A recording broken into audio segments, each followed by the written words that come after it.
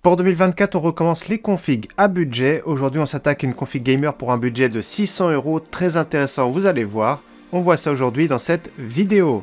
Salut tout le monde, c'est Flo et bien sûr, j'espère que vous avez la forme. Donc tous les composants en face de nous. Comme à chaque fois, on va faire la présentation des composants. Après, je vais monter le PC et on va parler bien sûr des performances. Dès à présent, n'hésitez pas à regarder en description tous les prix pour vérifier. J'enregistre la vidéo le 11 janvier. Donc nous sommes jeudi, la vidéo va sortir dimanche le 14 janvier, donc n'hésitez pas, des fois les prix varient. Également, n'hésitez pas à voir mon site internet si vous avez d'autres budgets. Mon site internet, je mets à jour au moins une fois par semaine les configurations. Donc c'est la première ligne de la description. Donc c'est parti, je me fais de la place, je vous présente tout de suite les composants. Alors je suis parti sur un très bon processeur, c'est un de mes préférés dans ce budget, voire mon préféré de toute façon, c'est le Ryzen 5 5600. Un processeur très intéressant, processeur 6 cœurs 12 threads. Il y a le ventilleur dans la boîte, je vais vous le montrer. On va utiliser celui-ci bien sûr dans un budget de 600 €, ça se comprend. Donc voilà, le concurrent chez Intel le plus proche c'est le i5 12400F qui sera plus cher. Les cartes mères également plus chères, donc c'est pour ça que je préfère celui-ci. La carte mère, vous avez vu, elle est ici, format ATX, avec la Gigabyte B550 Gaming X dans sa version 2. Donc elle est ici, carte mère plein format. Comme vous voyez, il y a déjà le processeur en place avec son ventirad. Donc voilà, je pense que c'est pas mal au niveau du look, ça passe très bien. Il y a deux emplacements M.2, c'est ça qui est vraiment bien sur cette carte mère. La plaque Kyoshil est déjà en place. Donc c'est pas mal, un budget de 100 €. Si vous avez besoin de Wi-Fi, en carte mère c'est un petit peu plus cher, c'est 115 €, ce sera la MSI B550M Pro VDH Wi-Fi. Format micro ATX bien sûr, mais c'est une bonne carte mère également. Pour ce processeur là, il n'y a pas de problème, pour une upgrade future également, pas de souci. Au niveau de la RAM bien sûr, 16 Go en DDR4 3200. Donc moi j'ai pris des Corsair. Également on retrouve de temps en temps des Kingston Fury à bon prix. Donc là c'est de la 3600, mais la 3200 en ce moment est moins chère que les Corsair. Donc je mettrai les deux références en description. Dans tous les cas 16 Go c'est vraiment pas mal, c'est ce qu'il faut. Il y a deux emplacements disponibles pour une upgrade future. Pour passer à 32 Go ça peut être vraiment pas mal. Au niveau stockage, le petit SSD est en place ici. Donc le SSD Crucial P3, j'ai pris version 500 Go malheureusement. Pourquoi 500 Go? Parce que les prix ont explosé. Ça fait 6 mois qu'à peu près que je le dis que ça va monter et c'est vraiment le cas. Donc il y a 6 mois, pour 37 € on avait 1 Tera. Pour le même prix on a 500 Go, donc divisé par 2 malheureusement. Donc j'ai pris 500 Go. Il y a aussi également des modèles PNY, donc PNY environ pareil 37 €. Donc voilà, c'est vraiment dommage, c'est vraiment trop cher, mais franchement, pour rester dans le budget, j'ai pas le choix. Bien sûr, si vous avez un peu plus de budget, prenez directement 1 Tera, c'est plus confortable. Ce serait plus 60-65 €, donc on dépasse un peu le budget. Et donc vous devez vous poser la question pour la carte graphique. Une carte graphique c'est très rare, je l'ai acheté sur le site AliExpress. 177 €, une backplate en métal. Regardez le look très sobre, donc je spoil pas trop, mais bon. Certains ont peut-être regardé directement en description. Donc c'est une RX 5700 XT, modèle 8 Go. Alors moi je trouve super intéressant pour ce prix là, 177 €, vous allez voir que les performances sont vraiment top. Donc le prix inclut bien sûr la TVA et la livraison. Dans tous les cas ça reste une belle carte compacte, très sobre. Au niveau de l'alimentation c'est 1x6, 1x8 broches. Pour alimenter le tout ici, j'ai pris une alimentation de 550 watts, alimentation entrée de gamme de chez Gigabyte, pas bas de gamme mais plutôt entrée de gamme. P550B, qui coûte pas très cher, dans les 55 €. Les alimentations sont quand même assez chères. Je vais l'ouvrir quand même. On va regarder à quoi il ressemble. Donc voilà, ça passe bien. Les câbles gainés noirs plats. Au niveau compacité, c'est pas mal. Regardez au niveau du look, ça va bien passer. Il n'y a pas de fenêtre dans le boîtier, donc voilà, on verra pas le P550B.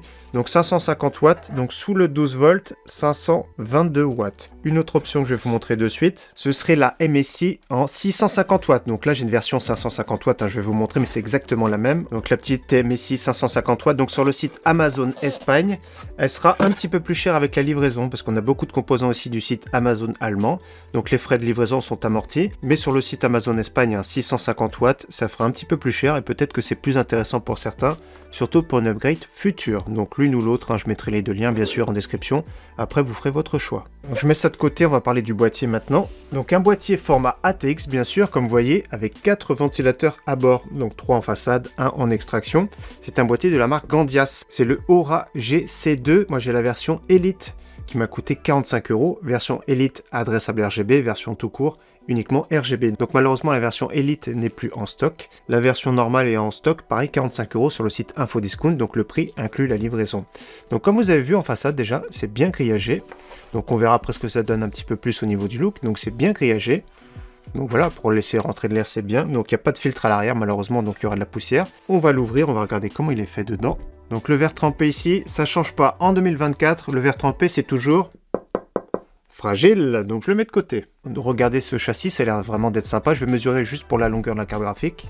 Donc maximum 33,5 cm environ. Donc on va juste regarder de ce côté-là ce que ça donne. Donc voilà comment ça se passe, tout simplement. Les ventilateurs sont en chaîne ici, en Molex. Fallait s'en douter parce que au vu du prix du boîtier. Les câbles, franchement c'est top, ils sont gainés noirs. Donc que ce soit l'USB, que ce soit l'audio, ils sont noirs, il n'y a pas des câbles multicolores, ça c'est vraiment très bien. Donc tout est noir, tout est joli. Il y a même l'USB 3 qui est coudé. Donc pas mal, hein, franchement c'est bien. Bien sûr les économies c'est au niveau des épaisseurs des métaux, ça se comprend. C'est filtré sur le bas. Bien sûr, on va en parler un petit peu plus tard de ce boîtier et de ce PC, on verra le look après. Donc ce que je vais faire maintenant, c'est que je vais m'occuper du montage. Récemment, j'ai fait un tuto qui plaît beaucoup, un tuto montage PC, installation de Windows. Je mets le lien en description, c'est vraiment un super tuto pour monter votre PC facilement. Donc n'hésitez pas pour les débutants à suivre ce tuto. Je mettrai tous les liens en description bien sûr, même les upgrades, hein, si vous voulez des upgrades, notamment ici le Ventirad si le Ventirad ne vous plaît pas. Celui qui est vraiment bien en ce moment, c'est le Ventirad à 20 € de chez Thermalright. Celui-ci, le A55 King 120 SE. Voilà ce qu'il donne sur une carte mère, voilà c'est une option qui est vraiment pas mal pour 20 €, plus de silence, plus de look. Donc je fais le montage et on se retrouve tout de suite après pour parler des performances et du look. Alors voici ce PC gamer pour 600 €, on va l'allumer et on va parler du look. Allez c'est parti, power. Donc pour commencer je vais me taire pour parler du bruit. Voilà, par défaut, ça va tourner à fond. De toute façon, les ventilateurs de boîtier, c'est du Molex, c'est du 12 volts, donc c'est toujours à fond. On va dire que c'est pas un PC silencieux, mais par défaut, c'est pas du tout bruyant. Je vais en parler tout de suite après en charge. Donc, 4 ventilateurs à bord qui sont fixes RGB. Donc, sur la fiche produit de chez Info Discount, il y a marqué adressable RGB. Ce sont des fixes RGB. Donc, je suis allé sur la fiche technique de Gordias directement. Donc, la version Elite que j'ai acheté ici, la version Elite qui est plus en stock, ce sont des fixes RGB. La version classique non Elite, ce sont des adressables RGB. Donc tant mieux, parce que le lien que je vais mettre en description, c'est la version non Elite et qui est adressable RGB. Autrement, au niveau du look, gabarit, tout ça, c'est vraiment très bien. Personnellement, j'aime bien. De toute façon, même en fixe RGB, ça rend très bien. Donc n'hésitez pas à me dire ce que vous en pensez. Donc ça brasse pas mal d'air. J'ai retiré la vitre, bien sûr, pour les reflets. Donc comme vous voyez, regardez ce que ça donne. Voilà, au niveau du cable management, de ce côté-là, ça passe nickel. Tout prend bien sa place, c'est vraiment classe. Même la carte graphique, elle passe bien, hein, regardez. Ouais, tout est pas mal. Manque peut-être un petit ventirad plus tard parce que ça fait un petit peu de bruit, hein, le ventirad quand il accélère. Je vais l'éteindre, on va regarder le cable management de l'autre côté. Donc au niveau montage, tout ça, pas de souci sur ce type de PC. Au niveau du cable management, il y a de la place. En plus de ça, c'est une alimentation non modulaire, donc il y a tous les câbles qui sont obligatoires. Donc voilà ce que ça donne. Donc voilà, simplement, rien de spécial, rien de particulier. De toute façon, les ventilateurs à Molex sont tous branchés dessus, donc il faut le brancher directement à l'alimentation. Pas de branchement particulier. Donc voilà, très simplement, le cordon ici pour alimenter le CPU. Il y a un petit ventilateur qui passe ici, celui de l'arrière. Et voilà, après c'est une seule goulotte, voilà, du grand classique. Et en bas, il y a de la place. J'ai tout caché. Souvent, il y a le disque dur, la petite baie, donc je glisse les câbles dedans. Donc voilà, pas mal du tout. C'est suffisant. Donc maintenant, ce qu'on va faire, c'est qu'on va parler des performances de ce PC. On va voir ce qu'il a dans le ventre. Donc tous mes tests, 1080p, qualité élevée. Donc c'est pas mal, hein. Sur certains jeux, il faudra plutôt jouer en moyen. On va voir tout de suite après. Mais 1080p élevé, pour un PC à 600 €, vous allez voir, c'est vraiment très bien. Donc c'est parti. Anno 1800 pour commencer. 155 de moyenne.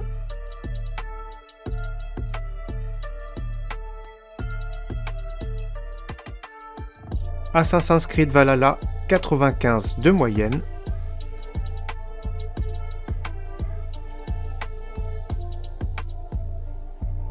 Far Cry 6, 110 de moyenne.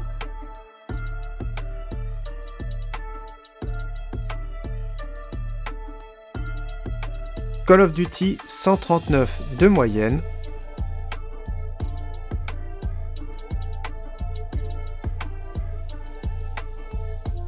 Cyberpunk 2077, 79 de moyenne.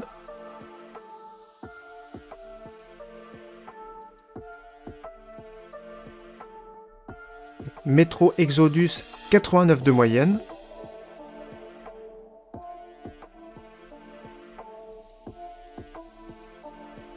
Tomb Raider, 101 de moyenne.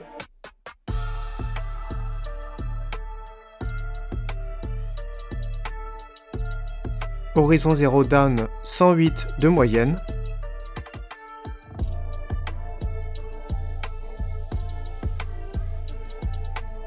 Watch Dogs Legion 102 de moyenne.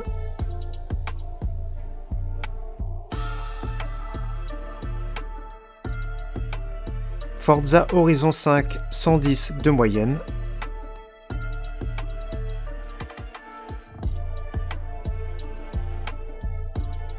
Batman Arkham Knight 169 de moyenne.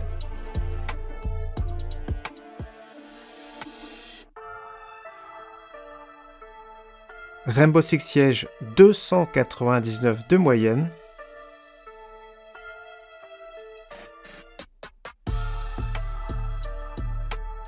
Fortnite en mode performance, j'étais environ 200 de moyenne. 1% low un petit peu bas à 60.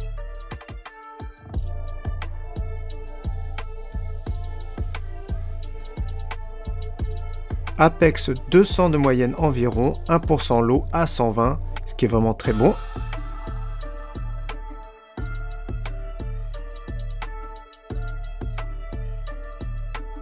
Counter-Strike 2, 220 de moyenne, 1% low à 110.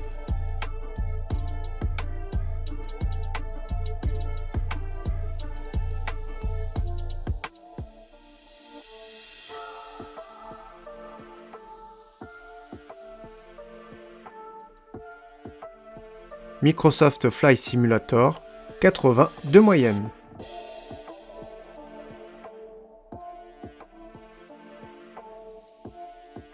Donc la moyenne de tous ces jeux en 1080p qualité élevée, 141, c'est vraiment pas mal. Donc certains jeux compétitifs, ne jouez pas en élevé bien sûr, jouez plutôt en qualité normale, voire certains paramètres en faible. Donc attention bien sûr pour les joueurs de Fortnite, le 1% low est vraiment bas. Quand il est trop éloigné des FPS moyens, ça veut dire qu'il y a pas mal de chutes. Donc c'est vrai qu'NVIDIA se comporte un petit peu mieux en général sur Fortnite. Autrement, rien à signaler, ce PC est performant. Au niveau du score 3D marque, n'hésitez pas à comparer, la démo est gratuite sur Steam. 8661 points, consommation 257 watts, donc il n'y a pas de souci pour l'alimentation de 550 watts, elle ne sera pas trop sollicitée. Au niveau des températures après 3D mark, environ 60 degrés pour le processeur, environ 60 degrés pour la carte graphique, donc c'est vraiment très bien. Au niveau du bruit, je vous fais écouter de suite.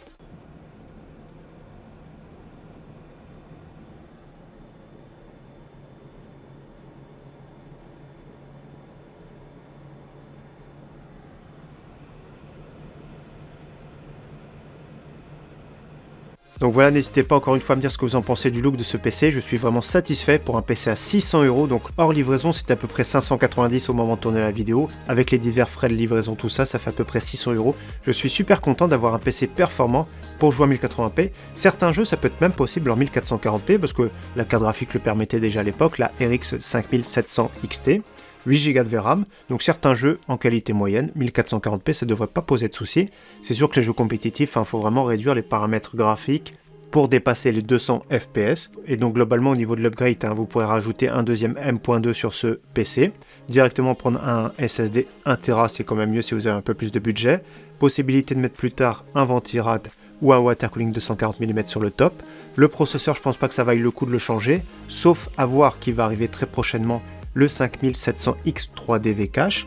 Et autrement, comme j'ai dit, si vous avez besoin de Wi-Fi, changez de carte mère pour la MSI Pro VDH Wi-Fi qui va coûter 10-15 € de plus, donc c'est vraiment valable je pense. Dans tous les cas, beau petit PC, je rappelle tous les liens utiles en description, la vidéo tuto complète montage plus installation de Windows, également le lien en description. Encore une fois, merci à tous d'avoir suivi cette vidéo et j'espère qu'elle vous aura plu. Je vous dis à très bientôt sur ma chaîne. Ciao, bye!